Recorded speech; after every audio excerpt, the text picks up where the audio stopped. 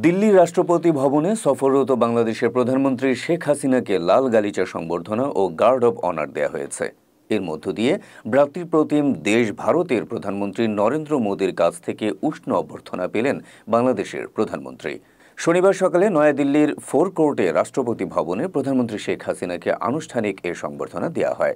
সকাল ৯টায় রাষ্ট্রপতি ভবনে পৌঁছলে প্রধানমন্ত্রী শেখ হাসিনাকে স্বাগত জানান ভারতের ৩বারের প্রধানমন্ত্রী নরেন্দ্র মোদী। সুসজ্জিত অশ্বারোহী দল প্রধানমন্ত্রী শেখ হাসিনার মোটর বহরকে পাহারা দিয়ে রাষ্ট্রপতি ভবনের গেট থেকে ফোর কোর্টে নিয়ে যায়। এখানে লাল গালিচা সংবর্ধনা ও গার্ড অব অনারের পর প্রধানমন্ত্রী শেখ হাসিনা ও ভারতের প্রধানমন্ত্রী নরেন্দ্র মোদী লাইন অব প্রেজেন্টেশনে দুদেশের মন্ত্রী পরিষদের সদস্য, ঊর্ধ্বতন কর্মকর্তা ও বিশিষ্ট ব্যক্তিদের পরিচয় করিয়ে দেন। পরে হায়দ্রাবাদ হাউসে গিয়ে ভারতের প্রধানমন্ত্রী নরেন্দ্র মোদীর সঙ্গে একান্ত ও দ্বিপক্ষীয় বৈঠক করেন প্রধানমন্ত্রী শেখ হাসিনা। বৈঠকে দুই প্রধানমন্ত্রীর উপস্থিতিতে বাংলাদেশ ভারতের মধ্যে কয়েকটি সমঝোতা স্মারক ও চুক্তি সই হয়।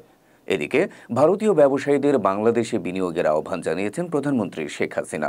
কনফেডারেশন অব ইন্ডিয়ান ইন্ডাস্ট্রির প্রধান নির্বাহী কর্মকর্তা সৌজন্য সাক্ষাৎ করতে এলে প্রধানমন্ত্রী এ আহ্বান জানান। বাংলাদেশ ১০০টি বিশেষ অর্থনৈতিক অঞ্চল গড়ে তুলছে উল্লেখ করে শেখ হাসিনা ভারতের ব্যবসায়ীদের এটা ব্যবহার করার পরামর্শ দেন।